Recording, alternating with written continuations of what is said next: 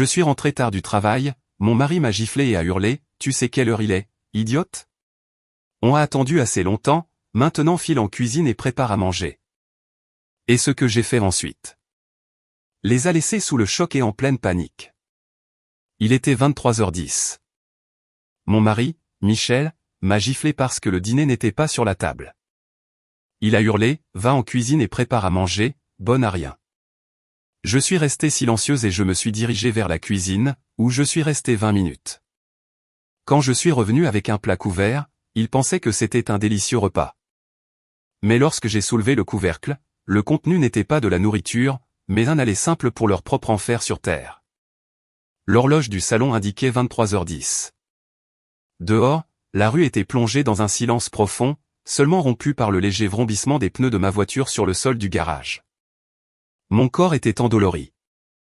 J'avais passé la journée entière au bureau, luttant contre des montagnes de rapports d'audit qui devaient être prêts pour le lendemain matin. Ma tête me lançait une douleur aiguë, comme si un marteau la frappait sans cesse. Pourtant, j'ai forcé un léger sourire sur mon visage, imaginant le lit douillet qui m'attendait. Tout ce que je voulais, c'était une douche chaude et une nuit de sommeil ininterrompue. J'ai coupé le moteur et me suis traîné jusqu'à la porte d'entrée. Les clés de la maison cliquetaient dans ma main, qui tremblait légèrement de fatigue.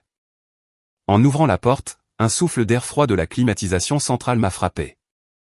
Étrange. Normalement, les lumières du salon étaient éteintes à cette heure, mais ce soir, tout l'espace était brillamment éclairé. Un mauvais pressentiment m'a soudainement envahi. Mes pas se sont figés sur le seuil lorsque j'ai vu 3 personnes assises sur le canapé du salon, leurs expressions illisibles. Michel, mon mari, était assis au centre, les jambes croisées avec arrogance. À sa droite, Brigitte, ma belle-mère, me fixait de ses yeux perçants et accusateurs. À sa gauche, Isabelle, ma belle-sœur, faisait défiler son téléphone, bien qu'elle me lançât de temps en temps un regard avec un sourire cynique. Avant même que je puisse dire bonsoir, Michel a bondi sur ses pieds et s'est dirigé vers moi. Son visage était rouge de colère, sa mâchoire serrée. Je pouvais voir les veines de son cou saillir, un signe clair qu'il était sur le point d'exploser. « Chérie, je viens de rentrer », ai-je commencé à dire. Je n'ai jamais fini la phrase. Une gifle violente a atterri en plein sur ma joue gauche. Le son fut si sec qu'il brisa le silence nocturne du salon. Une brûlure cuisante et une chaleur intense se sont immédiatement propagées sur mon visage. Ma tête a basculé sur le côté sous la force du coup. J'étais paralysé. L'épuisement que j'avais ressenti quelques instants plus tôt semblait s'être évanoui, remplacé par un choc immense. Ma main droite tremblait alors que je touchais ma joue, qui commençait déjà à s'engourdir. J'ai regardé Michel, essayant de trouver une once de remords dans ses yeux, mais il n'y avait rien, seulement l'éclat d'une fureur explosive. « Tu as vu l'heure, pauvre idiote » a hurlé Michel, son visage à quelques centimètres du mien, ses postillons éclaboussant mon chemisier. « Pour qui tu te prends à rentrer à cette heure-ci ? À faire la fête pendant que ton mari est à la maison. » J'ai ravalé les larmes qui montaient. « Michel, j'ai fait des heures supplémentaires. Tu sais, c'est la fin du trimestre. J'ai une tonne de travail. En plus, je t'ai envoyé un texto cet après-midi, ai-je répondu, ma voix tremblante mais m'efforçant de rester calme. Je ne voulais pas paraître faible devant eux. Des excuses, a interrompu Brigitte de sa voix perçante. Elle s'est levée du canapé et a pointé un doigt vers mon visage.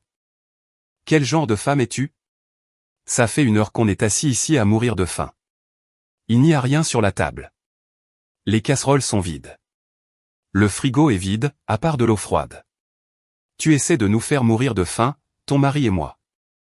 Isabelle a ajouté, sans lever les yeux de son écran de téléphone, comme si j'étais moins importante que son fil d'actualité. Un peu de conscience de soi, Émilie. Michel est fatigué d'être resté à la maison toute la journée. Le moins qu'une femme puisse faire en rentrant du travail, c'est d'apporter à manger ou de cuisiner, pas de revenir les mains vides. Tellement inutile. Je les ai regardés un par un. Michel, au chômage depuis 6 mois après avoir été licencié pour détournement de fonds, bien qu'il dise toujours aux voisins qu'il est en train de monter sa propre entreprise. Brigitte, qui me demandait des milliers d'euros chaque mois pour ses dépenses et ses déjeuners avec ses amies mondaines, mais qui ne pouvait pas se donner la peine de débarrasser une seule assiette sale dans cette maison. Et Isabelle, une jeune femme de 25 ans dont le seul travail consistait à dormir, manger et faire des achats en ligne avec la carte de crédit supplémentaire que je lui avais fournie. Tous vivaient de mon dur labeur. Tous respiraient sous le toit d'une maison dont je payais le prêt immobilier chaque mois. Et maintenant, ils me hurlaient dessus parce que j'étais en retard pour leur préparer le dîner. Va en cuisine, maintenant, a rugi à nouveau Michel, cette fois en me poussant violemment par l'épaule. J'ai trébuché en arrière, m'écrasant contre le meuble à chaussures. Et ne sors pas tant qu'il n'y a pas un repas décent sur cette table. Et sois prévenu, si ce n'est pas bon, je te fracasse l'assiette au visage. J'ai pris une profonde inspiration, essayant d'étouffer la rage qui commençait à brûler dans ma poitrine. Je voulais crier, vomir toute la frustration que j'avais accumulée depuis si longtemps. Je voulais les jeter hors de ma maison à l'instant même. Mais non, la colère ne ferait que ruiner mon plan. Je devais être calme pour leur rendre la monnaie de leur pièce de la manière la plus douloureuse possible. Une vengeance élégante qu'ils n'oublieraient jamais. Je me suis redressé et j'ai lissé mes vêtements. J'ai regardé Michel droit dans les yeux. Il n'y avait plus de peur ni de tristesse dans mon regard, seulement un vide glacial. Très bien, ai-je dit, ma voix basse mais ferme. Je vais vous préparer un plat spécial, celui que vous méritez le plus ce soir. Sans attendre de réponse, je suis passé devant Michel, ignorant le regard méprisant de Brigitte et le rire moqueur d'Isabelle. Je me suis dirigé directement vers la cuisine, l'endroit où je passais habituellement des heures à les servir comme une domestique. Mais ce soir serait différent. Ce soir, aucun arôme de repas délicieux ne sortirait de cette cuisine. Ce soir, cette cuisine deviendrait l'endroit où je préparerais leur ruine. Une fois à l'intérieur, j'ai fermé fermement la porte. J'ai appuyé mon dos contre elle et j'ai fermé les yeux un instant pour reprendre des forces. La brûlure sur ma joue était toujours là, mais la douleur dans mon cœur était bien plus insupportable. Pendant nos 5 ans de mariage, j'avais toujours essayé d'être une épouse dévouée. Je fermais les yeux sur la paresse de Michel. Je supportais les critiques de Brigitte et cédais aux caprices d'Isabelle. Je pensais qu'avec de la patience, il changerait. Comme je me trompais. Ma patience n'avait fait que nourrir les monstres en eux. Ils étaient devenus plus avides, plus cruels, plus effrontés. J'ai ouvert les yeux. Les larmes que j'avais retenues avaient disparu. Ça ne valait pas la peine de pleurer pour des parasites comme eux. Je me suis dirigé vers un tiroir dans un coin de la cuisine où je gardais des choses importantes que j'avais cachées. Assez, c'était assez. Ce drame familial devait se terminer ce soir. Le son d'un couteau heurtant une planche à découper a résonné bruyamment. Tchac, tchac, tchac. Le rythme a rempli la cuisine, pénétrant les murs et atteignant le salon. Je savais exactement ce qu'il pensait dehors. Il devait sûrement sourire, se sentant victorieux d'avoir une fois de plus plié ma volonté. Il devait penser que la femme idiote et effrayée était en train de hacher à la hâte des oignons ou de la viande pour satisfaire leurs estomacs de luxe. Mais sur le comptoir de la cuisine, il n'y avait pas un seul ingrédient. Le grand couteau de chef ne faisait que frapper la planche en bois vide, encore et encore. Cela faisait partie du spectacle. Je voulais qu'ils se sentent au sommet du monde avant de les précipiter dans l'abîme le plus profond. Pendant que je maintenais ce faux bruit, mon autre main était occupée à préparer le vrai plat. J'ai sorti un grand plat en argent que nous n'utilisions normalement que pour Noël ou les grandes fêtes de famille. Le plat brillait sous les lumières de la cuisine. Je n'y ai placé ni assiette de riz ni gratin. Il n'y avait pas de rôti, pas de soupe de poulet, pas de légumes sautés, ce qu'ils exigeaient habituellement. À la place, j'ai sorti un dossier épais d'un tiroir secret sous l'évier. Un dossier que je préparais depuis 3 mois, attendant le bon moment pour le mettre en lumière. Je l'ai ouvert et j'ai sorti 3 documents clés. Premièrement, l'acte de propriété de cette maison. La maison avait été achetée avec mes économies. Cependant, Michel m'avait fait pression pour y inscrire également son nom, afin qu'il se sente valorisé en tant que chef de famille. Mais le mois dernier, après avoir remboursé la dernière mensualité du prêt avec ma prime annuelle, j'avais secrètement fait en sorte que le titre de propriété soit légalement transféré à mon seul nom. Le processus était compliqué et coûteux, mais heureusement j'avais un avocat de confiance qui a travaillé rapidement et sans que Michel ne s'en aperçoive. Ce document était la preuve que chaque brique, chaque tuile et chaque mètre carré de cette propriété m'appartenait. Deuxièmement, les papiers du divorce. Les documents étaient déjà complets avec ma signature certifiée par notaire. Ils détaillaient tous les motifs du divorce, violence verbale, Violence physique, celle qui venait de se produire et qui avait heureusement été enregistrée par la caméra de sécurité que j'avais installée dans le salon la semaine dernière, et abandon financier. J'en avais fini de soutenir un homme dont le seul talent était de donner des ordres. Troisièmement, une pile de relevés bancaires aussi épaisse qu'un cahier. J'avais surligné en jaune chaque virement qui avait quitté mon compte pour financer leur style de vie. Le leasing de la voiture de Michel, l'allocation mensuelle de Brigitte pour ses déjeuners au club privé, les factures de carte de crédit d'Isabelle pour des sacs et des chaussures de créateur, et même l'argent liquide pour les cigarettes et l'essence de Michel. Tout était méticuleusement enregistré. La somme était astronomique, suffisante pour acheter un petit appartement comptant. C'était la preuve irréfutable que j'étais le pilier financier de cette famille, pas Michel. J'ai soigneusement disposé les 3 documents sur le plat.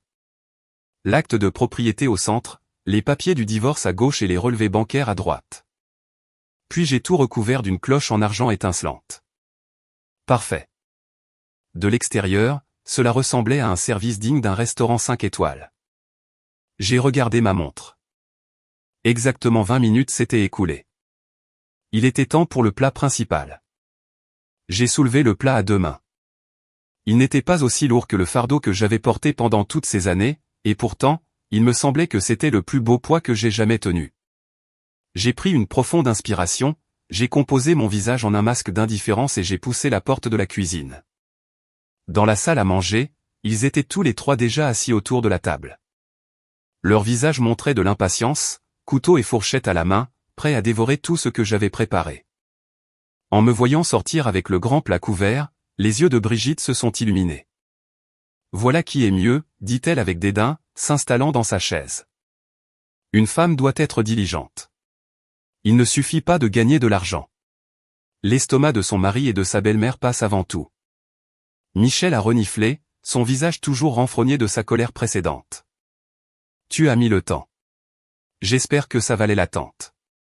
Si c'est fade, prépare-toi à recommencer. » Isabelle a même tendu le cou. « Qu'est-ce qu'il y a là-dessous, belle-sœur ? C'est bizarre que je ne sente rien. Tu n'as pas juste fait des pâtes, j'espère ? » Je n'ai pas dit un mot. J'ai placé le plat en plein centre de la table avec un mouvement lent et solennel. Le son de l'argent heurtant le plateau de verre les a fait taire un instant. Je me suis tenu au bout de la table, les regardant un par un avec une expression qui a fait froncer les sourcils de Michel.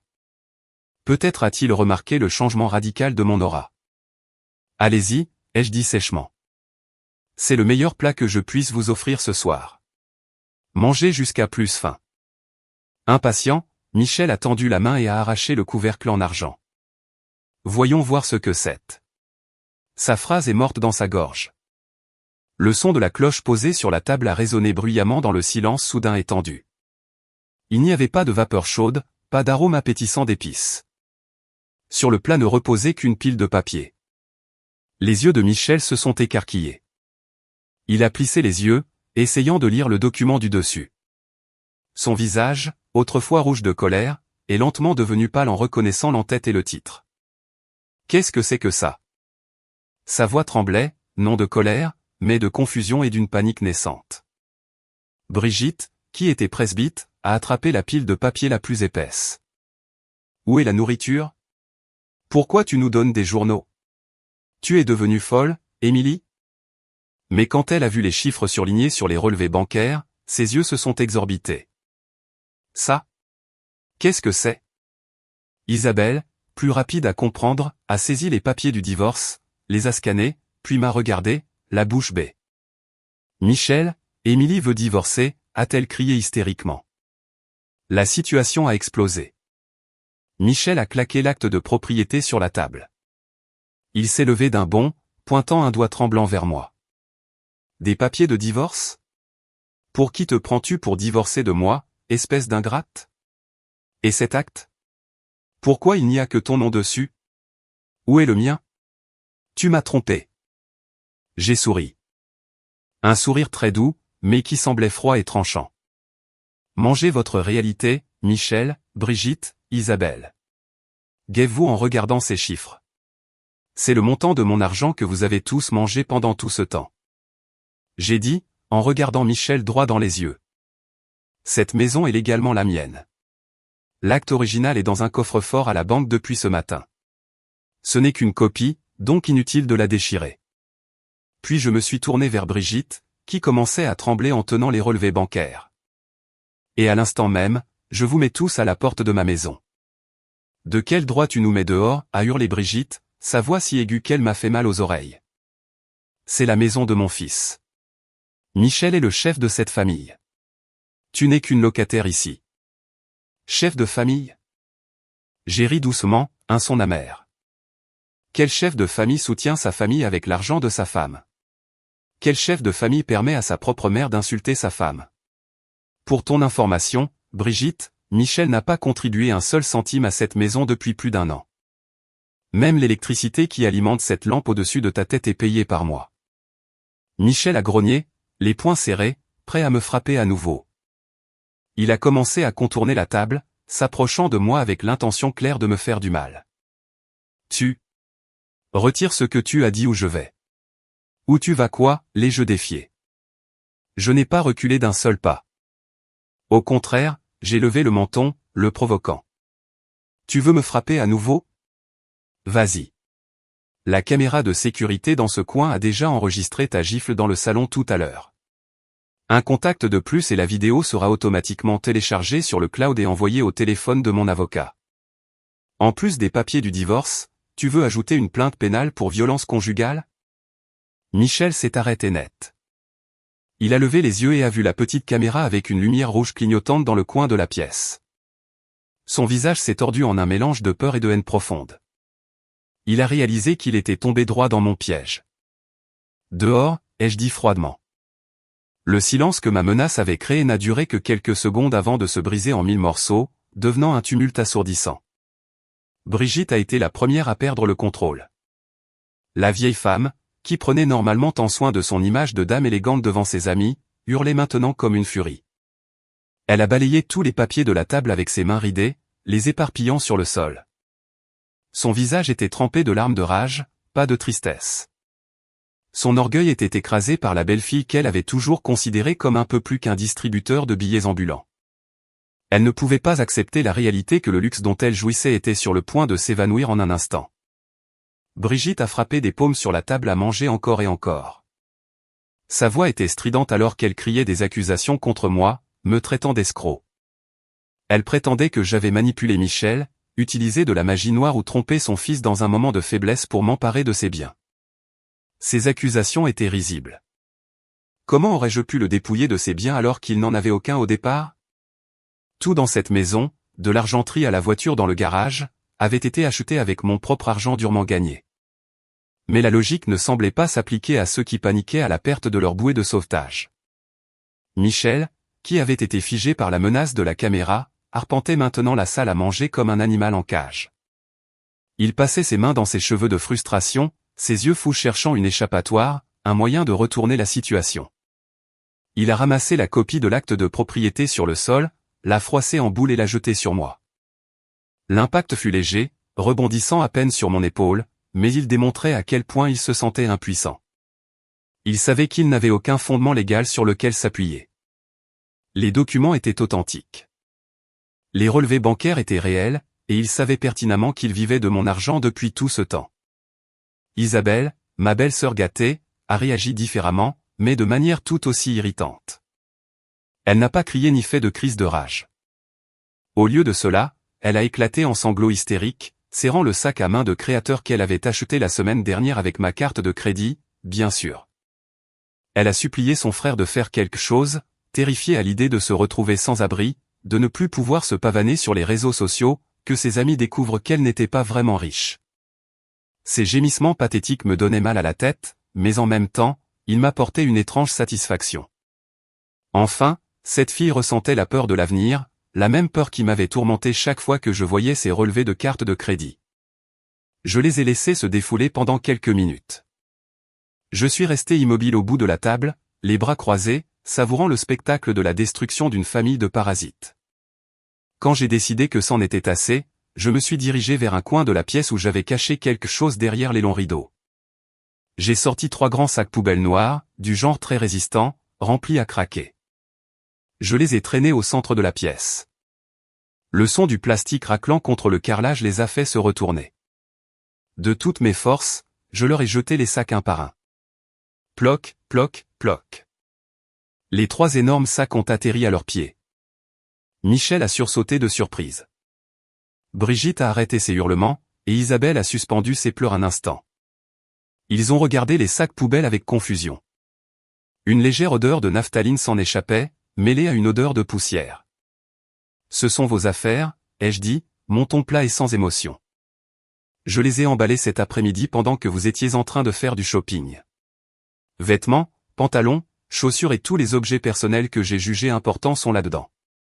Le reste, tout ce que je considérais comme des déchets ou des choses que j'ai achetées avec mon argent que vous ne méritez pas de prendre, je les soit jetés à la poubelle, soit mis de côté pour le vendre. Ne vous donnez pas la peine de monter dans vos chambres. Elles sont déjà verrouillées et j'ai jeté les clés. Vous n'avez accès à aucune autre partie de cette maison, sauf cette salle à manger et la porte d'entrée. Isabelle a poussé un cri hystérique et a déchiré l'un des sacs en plastique. Son contenu s'est répandu sur le sol. Des vêtements froissés et roulés en boule, plusieurs paires de chaussures empilées sans leur boîte et des cosmétiques jetés sans trousse. Elle a pleuré encore plus fort, voyant sa collection de vêtements chers traités comme des ordures. Elle a protesté que ses vêtements seraient ruinés, mais je m'en fichais. Pour moi, ce n'étaient que des vieilleries qui devaient être débarrassées de ma maison au plus vite. Brigitte m'a regardé avec incrédulité, comme si je venais de me transformer en monstre. Elle s'est serré la poitrine, simulant une crise cardiaque. Elle a commencé à respirer lourdement, espérant que je m'attendrirais et annulerais l'expulsion. Cette ruse fonctionnait à chaque fois. Chaque fois que je me mettais en colère, elle feignait la maladie, et je finissais par m'excuser et prendre soin d'elle. Mais cette fois, je l'ai juste regardée froidement. Je connaissais les résultats de son bilan de santé du mois dernier. Son cœur était en parfaite santé. La seule chose malade était son âme remplie d'envie et de méchanceté. Michel a essayé de s'approcher de moi à nouveau, cette fois avec un ton faussement suppliant. Il a baissé la voix et a tenté de prendre ma main, mais je l'ai retirée vivement. Il a commencé à parler de nos bons souvenirs, des vœux que nous avions faits, de ce que les voisins diraient si nous divorcions. Il essayait de manipuler mes sentiments avec ses vieilles armes, la pitié et la peur de l'opinion publique. Mais il avait oublié que le cœur d'une femme, blessée à plusieurs reprises, finit par geler et devient aussi dur qu'une pierre. Il n'y avait plus de fissures par lesquelles Michel pouvait se glisser. J'ai regardé ma montre. 5 minutes s'étaient écoulées depuis mon ultimatum. J'ai sorti mon téléphone de la poche de ma robe, j'ai tapoté l'écran plusieurs fois et je leur ai montré l'écran, qui affichait le bouton d'appel d'urgence du bureau de sécurité de la résidence privée. J'ai regardé Michel attentivement, lui donnant un dernier avertissement non négociable. Ma patience est à bout, et je refuse de perdre une minute de plus dans ce drame de bas étage. Maintenant, prenez ces sacs poubelles et traînez-vous hors de ma maison, ai-je ordonné fermement. Si vous êtes encore là dans 10 secondes, j'appuierai sur ce bouton. Les gardiens de la résidence viendront vous expulser de force. Imaginez la honte d'être traîné dehors comme des voleurs devant tous les voisins. Le choix vous appartient. Partez-vous sur vos 2 jambes avec le peu de dignité qu'il vous reste? Ou partez-vous de force avec un spectacle gratuit pour tout le quartier? 1, 2, 3. Michel s'est figé. Son visage était livide. Il m'a regardé, cherchant dans mes yeux le moindre signe de doute, mais n'en a trouvé aucun. Il n'a vu qu'un sérieux mortel. Les mains tremblantes, il a attrapé l'un des grands sacs en plastique. Il a crié à Isabelle d'arrêter de pleurer et de l'aider à porter les affaires. Il a aussi tiré sur le bras de sa mère, qui simulait encore une crise d'asthme, pour la faire se lever. Ils ont finalement réalisé que je ne bluffais pas. La reine de la maison s'était réveillée, et ses ordres étaient absolus. La porte d'entrée de la maison s'est ouverte en grand, révélant l'obscurité dense de la nuit. Une forte rafale de vent s'est engouffrée à l'intérieur, emportant avec elle les premières gouttes d'une pluie qui commençait à tomber dru. Le ciel semblait bénir mon plan pour nettoyer la maison de toute souillure. Alors qu'un orage éclatait juste au moment où ils faisaient leur premier pas dehors, le son d'un tonnerre lointain grondait en synchronisation avec les battements de mon cœur, qui battait la chamade à cause de l'adrénaline. Je me suis tenu sur le seuil, m'assurant qu'ils partaient avec leurs sacs poubelles remplis de leurs maigres biens.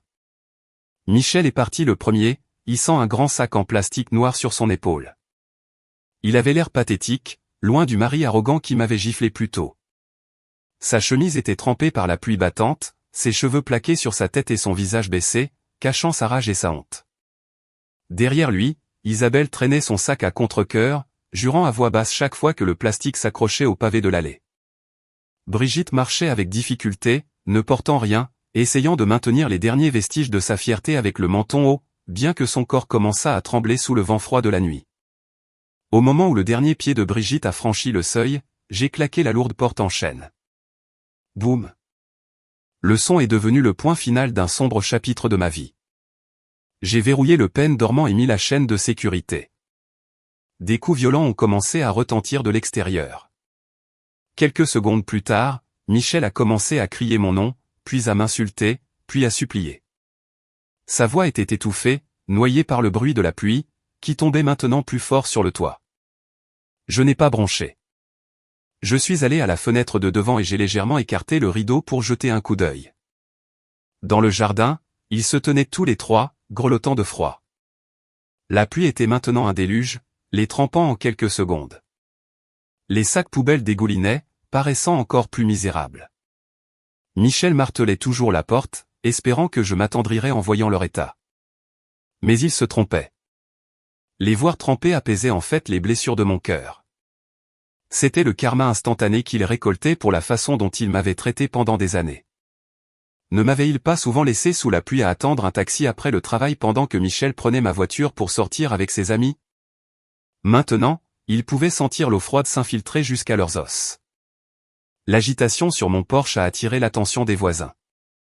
Des lumières ont commencé à s'allumer dans les maisons de chaque côté.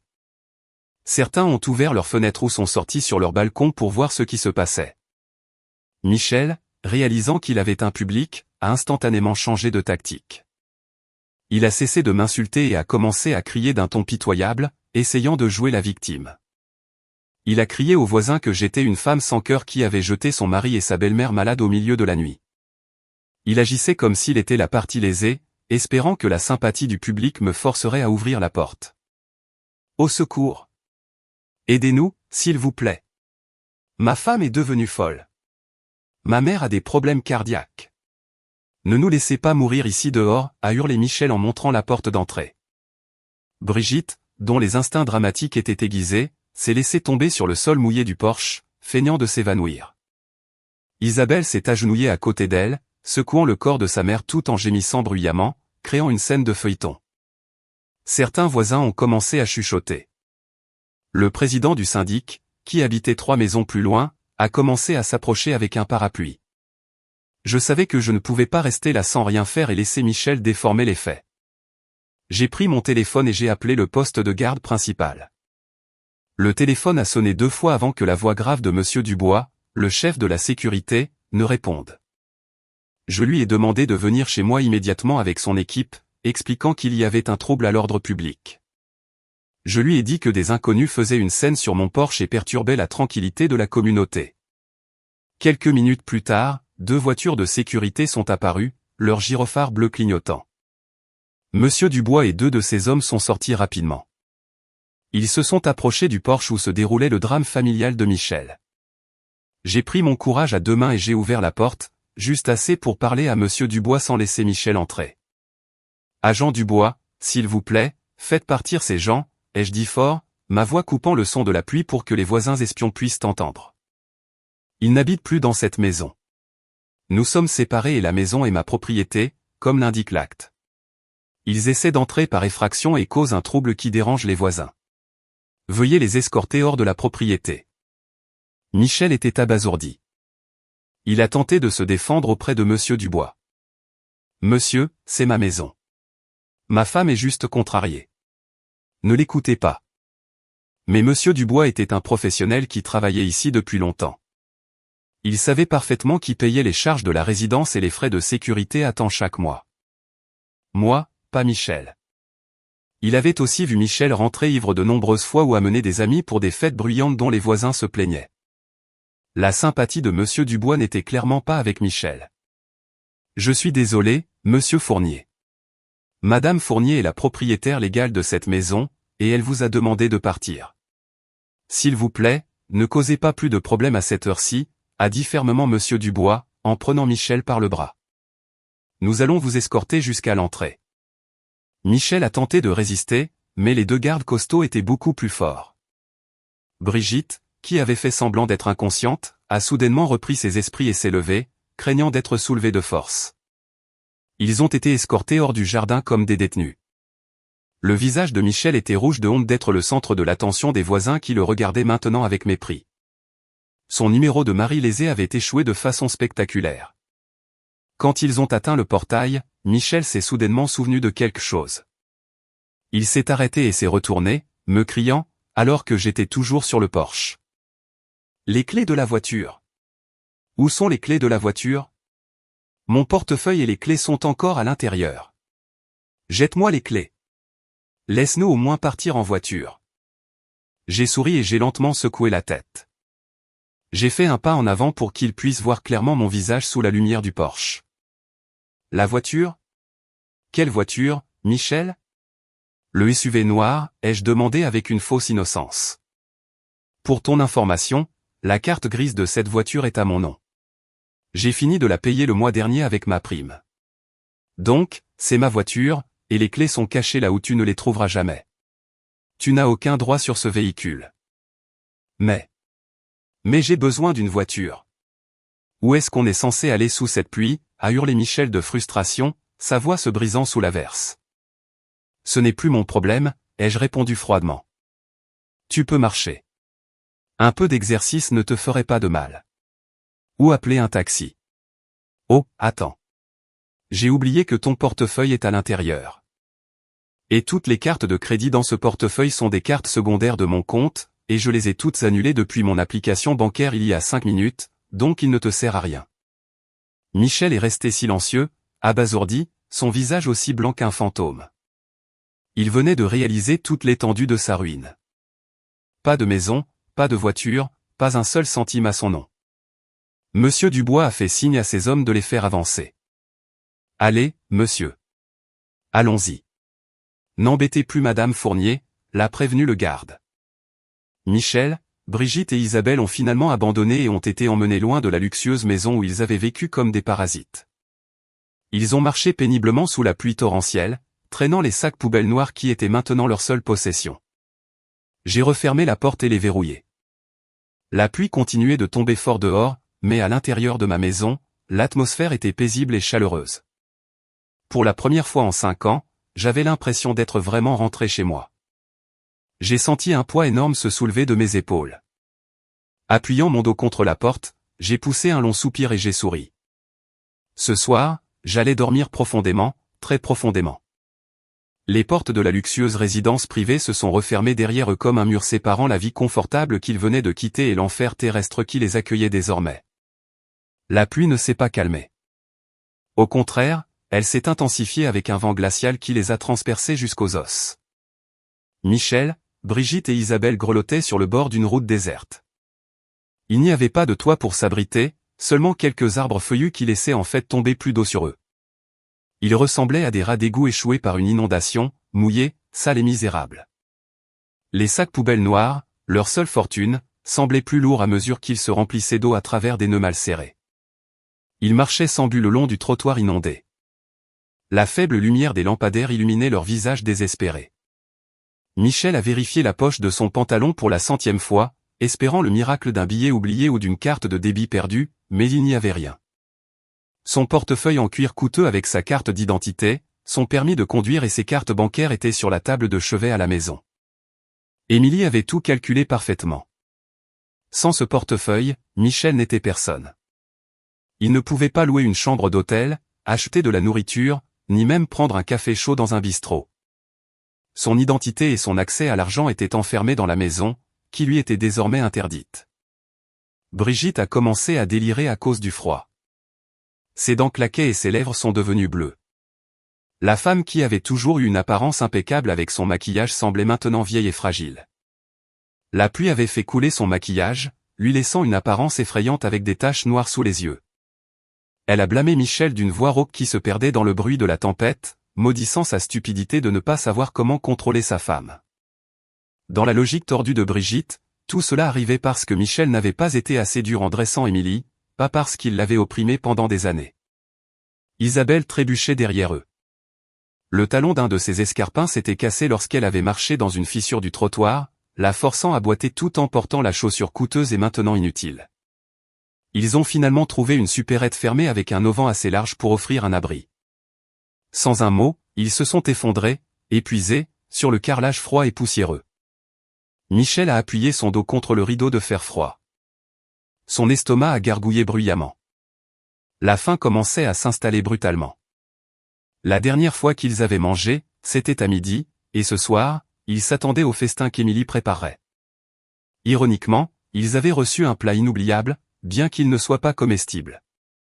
L'image d'une assiette chaude dansait maintenant dans son esprit, le torturant lentement. Isabelle a sorti son téléphone, son écran légèrement fissuré après avoir été cogné en traînant le sac poubelle. Elle a essayé de commander un Uber avec les 10% de batterie qui lui restaient. Cependant, son doigt s'est figé lorsqu'elle a réalisé que le mode de paiement dans l'application était lié directement à la carte de crédit supplémentaire d'Émilie. Les mains tremblantes, elle a quand même essayé de réserver une course, et bien sûr, une notification est apparue, transaction échouée. Émilie avait tout bloqué. Isabelle a ensuite essayé d'appeler ses amies de la haute société, espérant que l'une d'elles l'aiderait. Le premier appel est resté sans réponse. Le deuxième a été refusé. Le troisième a été répondu par une amie nommée Sarah. Mais dès qu'Isabelle a expliqué qu'elle avait été mise à la porte et qu'elle avait besoin d'argent, Sarah a prétexté une mauvaise réception et a raccroché. Isabelle a fracassé son téléphone par terre de frustration et a fondu en larmes, serrant ses genoux. Cette nuit a semblé terriblement longue et torturante. Ils ne pouvaient pas dormir. Les moustiques ont commencé à piquer leur peau humide. Le bruit occasionnel des voitures qui passaient les surprenait. Chaque fois qu'une voiture de luxe passait, le cœur de Michel se serrait en se souvenant de son SUV noir, maintenant confortablement garé dans le garage d'Émilie. Dans le silence du petit matin, Brigitte s'est plainte d'une douleur aiguë à l'estomac à cause du froid et de la faim. Il n'y avait pas de médicaments, pas de couverture, pas d'eau chaude. Michel ne pouvait que regarder sa mère avec des yeux vides. Un sentiment de culpabilité a commencé à faire surface, mais son ego massif l'a rapidement repoussé, le remplaçant une fois de plus par de la haine pour Émilie. Il a juré qu'il se vengerait dès le lever du soleil. L'aube a finalement pointé. La lumière du soleil était aveuglante, mais n'offrait aucune chaleur à leur cœur. Leur corps était raide et endolori. Une odeur de moisi émanait de leurs vêtements, qui avaient séché sur eux. Les passants les regardaient avec dégoût, pensant qu'ils étaient les nouveaux sans-abri du quartier. Un employé qui arrivait pour ouvrir le magasin les a chassés, jetant un seau d'eau à leurs pieds pour les faire partir.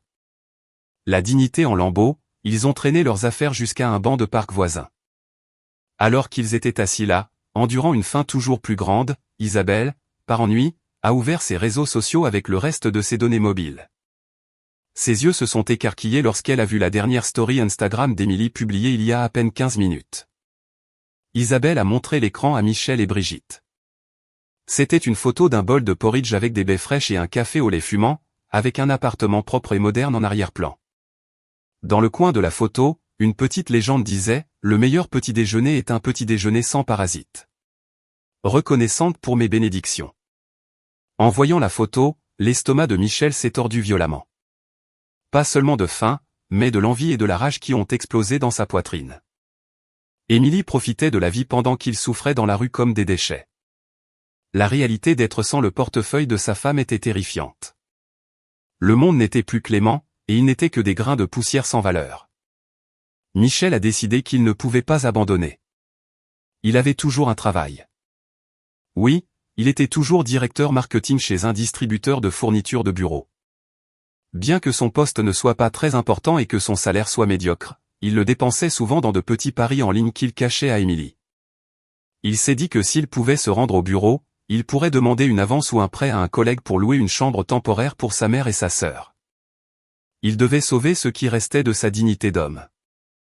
Il a laissé Brigitte et Isabelle au parc, promettant de revenir avec de l'argent et de la nourriture pour le déjeuner. Avec une détermination farouche, il a marché les 3 kilomètres jusqu'à son bureau. Il s'est arrêté dans des toilettes publiques d'une station-service pour se laver le visage et se recoiffer. Bien qu'il ne puisse pas se débarrasser de l'odeur de moisi de sa chemise froissée, il a nettoyé ses chaussures boueuses du mieux qu'il pouvait avec une serviette en papier humide. Il était loin de ressembler à un directeur, mais il n'avait pas d'autre choix. En arrivant dans le hall du bureau, la réceptionniste l'a regardé avec un froncement de sourcils. Normalement, Michel arrivait en vêtements impeccables, sentant l'eau de Cologne chère avec un air élégant grâce aux soins d'Émilie. Aujourd'hui, il ressemblait à quelqu'un qui venait de survivre à une catastrophe. Michel a ignoré son regard étrange et s'est dirigé directement vers l'ascenseur. À l'intérieur, 2 employés d'un autre département se sont subtilement bouché le nez et ont chuchoté en le regardant. Michel a fait semblant de ne pas remarquer, regardant droit devant lui, le visage tendu, le cœur battant, craignant que sa pauvreté soudaine ne soit découverte. Au moment où il a atteint son bureau, avant même qu'il ne puisse s'asseoir, une employée des ressources humaines était déjà là, le visage sérieux. « Monsieur Fournier, le directeur et le chef des RH vous attendent dans la salle de conférence, maintenant », a-t-elle dit sans sourire. Michel a eu un mauvais pressentiment. Une convocation soudaine comme celle-ci n'était jamais bon signe. D'un pas lourd, il a suivi l'employé jusqu'à la salle de conférence au bout du couloir. À l'intérieur, le directeur général et le directeur des RH attendaient, assis avec une pile de documents sur la table. Leur visage était froid, sans la moindre trace de gentillesse. Michel s'est assis sur la chaise indiquée, essayant de sourire malgré ses lèvres tremblantes. « Que se passe-t-il, messieurs ? C'est inhabituel d'être convoqué si tôt, a-t-il demandé, essayant de paraître décontracté. Le directeur a fait glisser un dossier bleu sur la table vers lui. Ne tournons pas autour du pot. Nous menons un audit interne depuis une semaine, et nous avons trouvé de nombreuses irrégularités dans les notes de frais de l'équipe marketing que vous dirigez. Le cœur de Michel a semblé s'arrêter. Il a ouvert le dossier avec des mains moites. À l'intérieur se trouvaient des preuves de détournement de fonds opérationnels, de fausses factures d'essence, et même des factures gonflées de dîners clients qui n'avaient jamais eu lieu. Pendant longtemps, Michel avait détourné de petites sommes d'argent de l'entreprise pour maintenir son style de vie ou payer des dettes de jeu. Auparavant, chaque fois qu'il y avait un écart, Émilie, qui travaillait comme comptable dans un cabinet prestigieux qui se trouvait être le consultant externe de cette entreprise, l'aidait souvent à corriger les rapports ou même à couvrir les pertes avec son propre argent pour sauver sa carrière. Émilie le faisait pour protéger la réputation de son mari. Mais maintenant, ce bouclier protecteur avait disparu. De toute évidence, Émilie ne couvrait plus les sales affaires de Michel. En fait, c'était peut-être elle qui avait prévenu les auditeurs internes de regarder de plus près son département. « Je peux expliquer, monsieur. C'est juste une erreur de frappe », a balbutié Michel, paniqué. Des sueurs froides perlaient sur son front. « Une erreur de frappe », a ricané le directeur des RH. 50 000 € ont disparu en 6 mois, et vous appelez ça une erreur de frappe ? Nous avons déjà vérifié auprès des restaurants et des stations-service que vous avez listés. Toutes ces factures sont fausses. Et pire encore, nous avons reçu des informations selon lesquelles vous utilisez les ressources de l'entreprise à des fins personnelles. Monsieur Fournier, a interrompu le directeur, sa voix un coup de tonnerre ferme. L'entreprise ne peut tolérer ce type d'activité criminelle. À compter de cet instant, vous êtes licencié pour faute grave. Vous ne recevrez pas un seul centime d'indemnité car les pertes que vous avez causées à l'entreprise sont supérieures à tout montant qui vous est dû. Et une dernière chose. Si vous ne rendez pas les 50 000 € dans les 48 heures, nous porterons cette affaire devant les tribunaux. La police viendra vous chercher. Le monde de Michel s'est effondré. Licencié. Pas d'indemnité. Menacé de prison. Il s'est affalé sur sa chaise, sans force. Il a ouvert la bouche, mais aucun son n'est sorti. C'était fini. Le seul gagne-pain qui lui restait venait d'être coupé. Il a essayé de supplier, se mettant même à genoux aux pieds de son directeur, pleurant et criant, oubliant toute dignité, mais la décision était finale. 2 agents de sécurité ont été appelés pour l'escorter hors du bâtiment. La scène de son expulsion de la nuit précédente se répétait, cette fois sur son lieu de travail. Michel a été raccompagné entre les bureaux de ses collègues, qui le regardaient avec surprise et mépris. Des chuchotements le suivaient partout. La nouvelle de sa corruption s'est répandue comme une traînée de poudre. Il a été forcé de rassembler ses objets personnels dans une boîte en carton qui contenait autrefois des nouilles instantanées. Il n'y avait pas grand-chose de valeur sur son bureau, juste une photo encadrée de lui posant avec un air de succès. Alors que Michel sortait du hall de l'immeuble de bureau avec la boîte dans les mains, il a vu quelque chose qui lui a broyé la poitrine jusqu'à ce qu'il ne puisse plus respirer. Une luxueuse berline argentée s'est arrêtée à l'entrée VIP du bâtiment adjacent, un centre d'affaires beaucoup plus prestigieux. La portière de la voiture s'est ouverte et une femme qu'il connaissait trop bien en est sortie. C'était Émilie, mais une Émilie très différente. Elle portait un tailleur pantalon chic et moderne. Ses cheveux étaient parfaitement coiffés, et elle portait des lunettes de soleil qui lui donnaient un air sophistiqué. Elle marchait avec assurance, accompagnée de 2 assistants portant sa mallette. Émilie se rendait à une réunion avec un client important. Sa carrière était en plein essor. Michel a voulu crier son nom, courir après elle, mais ses pieds semblaient collés au sol. Il a vu son propre reflet dans la vitre du bâtiment, débraillé, sale, malodorant, tenant une boîte en carton. Pendant ce temps, Émilie brillait comme un diamant fraîchement poli. À ce moment, Émilie a tourné la tête et a jeté un regard dans sa direction. Derrière les lunettes de soleil, Michel pouvait sentir un regard vif et pénétrant. Émilie ne s'est pas arrêtée, ne l'a pas salué, n'a même pas montré de surprise. Elle a simplement détourné le regard et a continué son chemin dans le gratte-ciel, laissant Michel paralysé sur le trottoir, un perdant complet et total. La ruine de sa carrière était le complément parfait à sa souffrance, tandis que la femme qu'il avait méprisée volait maintenant haut, inaccessible. Michel est retourné au parc d'un pas lourd, comme s'il traînait des chaînes de 100 kilos à ses chevilles. Le soleil de midi tapait, brûlant sa nuque. Il serrait la boîte en carton de ses affaires de bureau, un symbole de son échec. En chemin, son estomac n'arrêtait pas de gargouiller, se tordant de faim. Mais la faim n'était rien comparée à la peur qui l'étreignait maintenant. Il devait faire face à sa mère et à sa sœur les mains vides, sans argent, sans nourriture, et pire que tout, avec la nouvelle qu'il était maintenant un chômeur avec un casier judiciaire dans son ancienne entreprise. Quand il est arrivé au parc, il a trouvé une scène désolante. Brigitte et Isabelle étaient blotties sur un banc à la peinture écaillée. Elles ressemblaient à des plantes déracinées. Brigitte se massait les pieds enflés tandis qu'Isabelle s'éventait avec un morceau de carton, le visage une grimace d'agacement. Quand elles ont vu Michel au loin, leurs visages se sont illuminés un instant. L'espoir d'un sandwich et d'eau fraîche brillait dans leurs yeux. Isabelle a même sauté sur ses pieds, ignorant la douleur à son pied, pour accueillir son frère la main tendue. Mais cet espoir a été anéanti quand Michel est arrivé et a laissé tomber la boîte sur le sol avec un bruit sourd et dévastateur. Il n'a pas osé les regarder dans les yeux. Il a baissé la tête, fixant ses chaussures en cuir autrefois brillantes, maintenant couvertes de poussière. D'une voix brisée, Michel leur a tout raconté, son licenciement, l'audit qui a découvert sa fraude, la menace de prison, et le fait qu'il ne recevrait aucune indemnité. Un silence dense les a enveloppés, un contraste frappant avec le trafic animé de la rue. Et puis les larmes et la fureur ont éclaté. Brigitte a crié hystériquement, sans se soucier des gens qui passaient. Elle a frappé le bras de Michel avec le peu de force qui lui restait, blâmant son fils préféré d'être si maladroit et stupide. Elle a déploré son sort, devant vivre dans la rue à son âge, comparant sa vie à celle de ses amis, qui faisaient probablement la sieste dans leur chambre climatisée. Les insultes ont coulé de la bouche de Brigitte sans filtre, les mêmes mots durs qu'elle adressait autrefois à Émilie, maintenant crachés sur Michel. Isabelle n'a pas été moins cruelle. Elle a donné un coup de pied dans la boîte de Michel, éparpillant son contenu. Elle a insulté son frère, le traitant de raté inutile qui ne savait que causer des problèmes. Dans cette situation extrême, le masque d'une famille unie qu'ils avaient toujours porté pour Émilie s'est complètement effondré. Il n'y avait plus d'amour ni de soutien mutuel. Seulement l'instinct de survie d'individus égoïstes se blâmant les uns les autres pour leur pauvreté soudaine.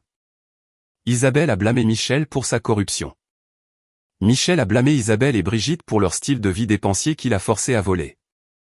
Et Brigitte les a blâmés tous les deux de ne pas avoir trouvé de partenaire riche qui pourrait les soutenir. Quand la dispute épuisante s'est calmée, leur énergie dépensée et leur faim encore plus grande, Michel a pris une décision désespérée. Il a retiré la montre de marque de son poignet, le seul objet de valeur qui lui restait puisqu'il la portait quand Émilie l'a mis dehors. Il a également exigé les boucles d'oreilles en or qu'Isabelle portait. Bien qu'Isabelle ait résisté et crié, Michel et Brigitte l'ont forcé, arguant qu'ils avaient besoin de l'argent pour manger et louer une chambre bon marché. Finalement, le visage plein de ressentiment, Isabelle a remis ses boucles d'oreilles. Michel est allé chez un prêteur sur gage, vendant la montre et les boucles d'oreilles à un acheteur de rue. Sans papier et désespéré pour de l'argent rapide, il les a vendus pour un prix ridiculement bas, bien en dessous de leur valeur réelle. Michel n'a eu d'autre choix que d'accepter l'argent liquide, qui n'était suffisant que pour quelques jours de repas modestes et une semaine de loyer dans une minuscule chambre d'un quartier misérable. Cet après-midi-là, ils ont loué une chambre à la journée dans une ruelle étroite, boueuse et nauséabonde. La chambre était minuscule, contenant à peine un matelas en mousse fin et affaissé. Les murs étaient humides et couverts de moisissures, sans fenêtre, seulement une petite grille de ventilation au-dessus de la porte. La salle de bain était à l'extérieur et partagée avec les autres locataires qui les regardaient avec méfiance. Pour Brigitte et Isabelle, habituées à la maison luxueuse et propre d'Émilie, cet endroit était l'enfer. Brigitte se plaignait sans cesse de l'odeur d'humidité, des cafards et de la chaleur étouffante avec seulement un petit ventilateur poussiéreux. Ce soir-là, ils ont mangé des plats à emporter bon marché. L'atmosphère était sombre, sans conversation. Ils ont mangé avidement, consumés par la faim, mais leurs visages reflétaient la haine qu'ils ressentaient les uns pour les autres. Après le dîner, Michel a caché le peu d'argent qui lui restait sous son oreiller, prévoyant de l'utiliser le lendemain pour chercher des petits boulots. L'épuisement physique et mental a fait que Michel et Brigitte se sont endormis rapidement, ronflant bruyamment sur le matelas fin.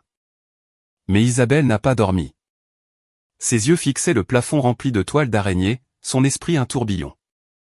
Elle regardait avec dégoût sa mère et son frère, dormant la bouche ouverte. Elle sentait qu'elle ne méritait pas d'être dans cet endroit misérable. Elle était jeune, jolie, et croyait mériter une vie meilleure. Elle détestait Michel pour avoir échoué en tant que pourvoyeur et se sentait accablée de devoir s'occuper de sa mère, dont la santé se détériorait à cause du stress. Les murmures de l'égoïsme ont commencé à la tenter.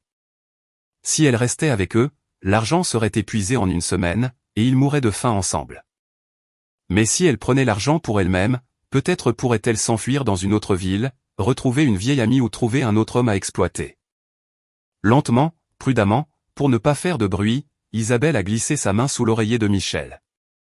Son cœur battait la chamade. Elle a senti l'enveloppe d'argent et l'a doucement retirée. Michel a légèrement bougé, et Isabelle s'est figée de peur, mais il a juste changé de position et a continué à ronfler. Isabelle a réussi à prendre l'enveloppe, l'a rapidement rangée dans son sac à main, puis a silencieusement emballé ses vêtements dans le sac en plastique noir. Sans un regard en arrière pour la mère et le frère qu'elle trahissait, Isabelle s'est glissée hors de la chambre et a disparu dans l'obscurité de la ruelle, emportant avec elle le seul espoir de survie de la famille. Le lendemain matin, les cris de Michel ont brisé le silence du quartier. Il s'est réveillé pour trouver son oreiller vide. L'argent avait disparu. Il a regardé autour de lui. Isabelle et ses affaires avaient également disparu. Brigitte a été réveillée en sursaut par les cris. Quand Michel lui a dit qu'Isabelle s'était enfuie avec tout l'argent, elle n'y a pas cru au début. Elle a nié, disant que sa fille chérie ne pourrait jamais être aussi cruelle. Mais les preuves étaient claires. La porte n'avait pas été forcée, et il n'y avait aucun signe d'effraction. C'était évidemment un coup de l'intérieur. Brigitte s'est effondrée, pleurant inconsolablement. Cette fois, ses sanglots étaient véritablement déchirants. Elle a crié le nom d'Isabelle, la fille qu'elle avait toujours gâtée, qu'il avait maintenant abandonnée comme un déchet pour se sauver. Michel, au bord de la dépression nerveuse, est entré dans une rage folle. Il a frappé le mur humide jusqu'à ce que ses jointures saignent. Il a maudit Isabelle avec les mots les plus vils. La douleur d'être trahi par son propre sang était bien plus profonde que d'être mis à la porte par sa femme. Au moins, Émilie avait des raisons claires de les haïr. Mais Isabelle était l'une des leurs. Un parasite se nourrissant maintenant d'un autre. Leur ruine a été complète lorsque le propriétaire de la pension a frappé à la porte, furieux du vacarme matinal. Voyant l'état de Michel, le propriétaire a pris peur et les a mis à la porte sur le champ. Il s'est avéré que Michel n'avait payé qu'un petit acompte la nuit précédente, et comme Isabelle avait pris le reste, ils ont été expulsés à nouveau. Cette fois, ils n'avaient absolument rien. Zéro. Brigitte pouvait à peine marcher, le regard perdu. Le choc de la trahison de sa fille avait brisé sa santé. Elle était pâle, couverte d'une sueur froide. Michel a dû soutenir sa mère alors qu'il marchait dans les rues chaudes. Dans son désespoir, Michel a eu l'idée folle de retourner au seul endroit qui avait jamais été leur maison. Il pensait que peut-être Émilie s'était calmée, qu'elle aurait pitié en voyant l'état de sa mère. Avec leur dernière force, Michel a conduit sa mère, marchant des kilomètres, pour retourner à la luxueuse résidence où vivait Émilie. Ils sont arrivés au crépuscule, ressemblant à des mendiants. Le gardien de sécurité les a reconnus et les a regardés avec lassitude, mais Michel a plaidé qu'il voulait juste voir la maison de loin. Ils se sont tenus de l'autre côté de la rue. La maison était sombre et silencieuse. La voiture d'Émilie n'était pas dans l'allée. La pelouse était impeccable, mais quelque chose a fait plier les genoux de Michel. Un grand panneau était planté dans la clôture. Un panneau jaune avec d'énormes lettres rouges, à vendre. Numéro de contact X. Le dernier espoir de Michel s'est évanoui. Émilie ne les avait pas seulement mis dehors. Elle effaçait toute trace d'eux en vendant la maison. Elle était vide. Émilie était partie, emportant son succès et son bonheur avec elle, laissant Michel et sa mère complètement seuls dans un monde cruel. Michel s'est effondré sur l'asphalte, serrant les genoux de sa mère et pleurant silencieusement à l'ombre de la maison qu'il avait autrefois méprisée. Pour Émilie, les jours qui ont suivi l'expulsion de Michel et de sa famille ont été des jours de silence guérisseur. Plus de cris pour le café le matin. Plus de feuilletons de Brigitte hurlant à plein volume. Plus de plaintes sur la nourriture ou la lessive. La maison est devenue si calme qu'Émilie pouvait entendre le tic-tac de l'horloge et le bruissement du vent dans les arbres du jardin. Au début, le silence semblait étrange, mais il est progressivement devenu la couverture de paix dont elle avait rêvé pendant 5 ans. La première chose qu'elle a faite a été de nettoyer la maison, littéralement et métaphoriquement. Elle a engagé des professionnels qui ont désinfecté chaque recoin, jeté les vieilleries restantes de Michel et remplacé tous les draps, rideaux et tapis. Elle voulait effacer leur odeur, l'odeur des cigarettes de Michel et le parfum envahissant de Brigitte. Une fois propre, elle a contacté un agent immobilier. Elle a décidé de la vendre. Même si elle l'avait payée de sa propre sueur, il y avait trop de mauvais souvenirs entre ses murs. Elle avait besoin d'un nouveau départ complet. La vente a été rapide. En 2 semaines, la maison a été vendue à un bon prix. Avec cet argent et ses économies désormais intactes, Émilie a acheté un luxueux appartement en attique dans le centre-ville. Il était plus petit, mais beaucoup plus moderne avec une sécurité stricte. De sa fenêtre au 30e étage, elle pouvait voir les lumières de la ville, un symbole de son brillant avenir. Sa carrière a également décollé. Sans le drame familial qui l'épuisait, elle pouvait se concentrer à 100% sur son travail. Le grand projet d'audit qu'elle dirigeait a été un succès retentissant. Ses patrons l'ont promue associée principale, ce qui s'accompagnait d'une voiture de fonction, d'un assistant personnel et d'un salaire beaucoup plus élevé. Émilie a changé de style. Les robes simples qu'elle portait par peur que Michel ne se fâche si elle achetait de nouveaux vêtements ont été données.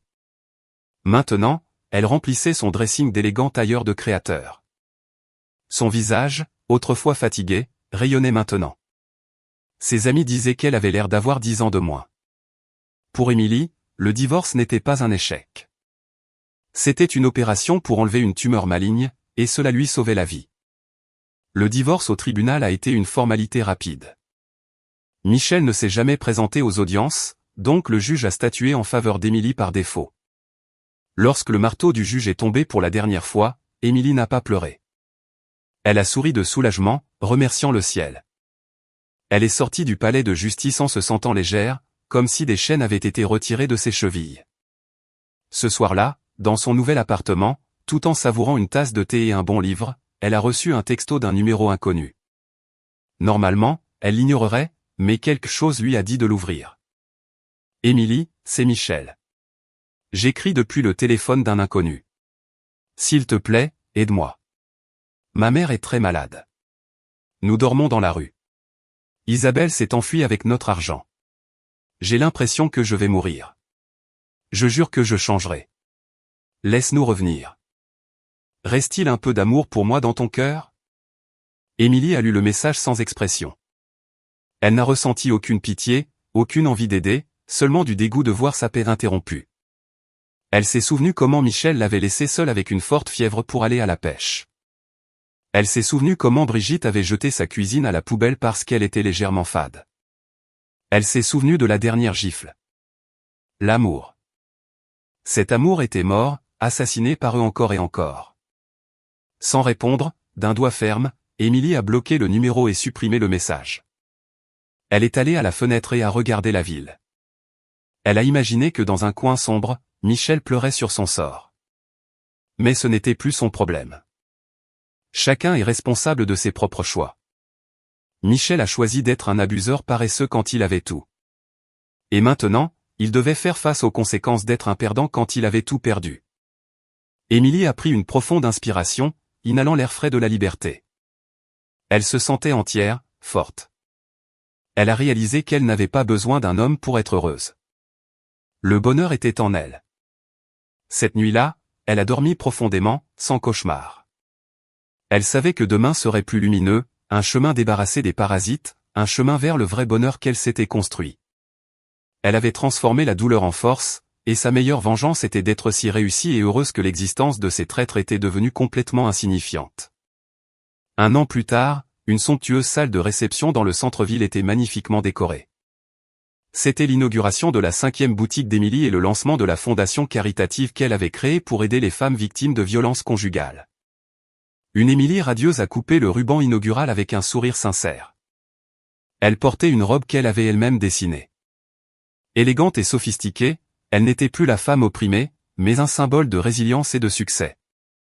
Après la cérémonie, un événement de bienfaisance a commencé, la distribution de 1000 colis alimentaires et d'une allocation en espèces aux personnes dans le besoin. Émilie a insisté pour les distribuer personnellement. Une longue file de personnes attendait patiemment. Émilie a donné à chaque personne son colis et une enveloppe avec un sourire aimable, jusqu'à ce que ce soit le tour d'un homme squelettique poussant un vieux fauteuil roulant. L'homme portait des vêtements déchirés et sales. Une odeur âcre émanait de lui. Dans le fauteuil roulant était assise une vieille femme dans un état encore plus pitoyable, le regard vide. Émilie lui a offert le colis alimentaire et l'enveloppe. « Tenez, monsieur. Que cela soit une bénédiction pour vous et votre mère. » L'homme n'a pas pris le colis tout de suite. Sa main tremblante s'est arrêtée. Il a baissé les yeux, fixant les chaussures à talons hauts d'Émilie. Puis lentement, il a levé le visage. Ses yeux caves ont rencontré les siens. Le temps a semblé s'arrêter. « Monsieur Émilie ?» Sa voix était à peine un murmure. Émilie l'a regardé de plus près. Malgré la saleté et la souffrance, elle a reconnu l'homme. C'était Michel, et la vieille femme dans le fauteuil roulant était Brigitte. Son ex-mari et son ex-belle-mère se tenaient devant elle comme des mendiants, attendant sa charité. Le cœur d'Émilie battait régulièrement. Elle ne ressentait aucune colère, aucun ressentiment, même pas de pitié. Juste un vide, une indifférence complète. Ils étaient comme des étrangers. Michel s'attendait à une réaction. Des cris, des larmes, quelque chose. Il voulait tomber à genoux, supplier son pardon, lui dire à quel point il était désolé. Mais Émilie n'a rien fait de tout cela. Elle a fait un signe de tête polie, son sourire professionnel intact, a placé le colis et l'enveloppe dans la main tremblante de Michel, et s'est tournée vers la personne suivante dans la file. « Veuillez avancer, monsieur. La file est longue. » Le cœur de Michel s'est brisé. L'indifférence d'Émilie était la punition la plus douloureuse de toutes. Être invisible, être insignifiant. Un agent de sécurité s'est approché et lui a gentiment demandé de bouger. Michel, abasourdi, a poussé le fauteuil roulant de sa mère. Brigitte ne se souciait que de tendre la main vers la nourriture. Il s'est arrêté sur le trottoir de l'autre côté de la rue. Il a regardé Émilie monter dans une berline de luxe noire. Un chauffeur lui tenait la porte. La voiture est partie, l'emportant vers sa vie brillante sans un regard en arrière. Michel a ouvert le colis alimentaire. À l'intérieur, il y avait du riz, un ragoût de bœuf et des légumes, le repas le plus luxueux qu'il ait vu depuis un an. Il a donné une cuillerée à sa mère, puis en a mangé lui-même. La nourriture avait un goût délicieux, mais dans sa bouche, elle se mélangeait au goût salé des larmes qui coulaient sur ses joues. Il a pleuré de manière incontrôlable au milieu de la rue, serrant la boîte de nourriture comme si c'était sa seule connexion avec le passé. Le regret était arrivé bien trop tard. Il avait jeté un diamant pour une poignée de pierres tranchantes, et maintenant ces pierres l'avaient vidé de son sang. La porte du pardon était fermée, non pas parce qu'elle était verrouillée, mais parce que la propriétaire de la maison avait déménagé dans un palais beaucoup plus beau. La vengeance parfaite n'est pas la colère, mais de devenir si heureux, si réussi et si paisible que l'existence de ceux qui vous ont fait du mal n'a plus la moindre importance. Leur ruine n'était qu'une petite note de bas de page dans le livre épais de son succès.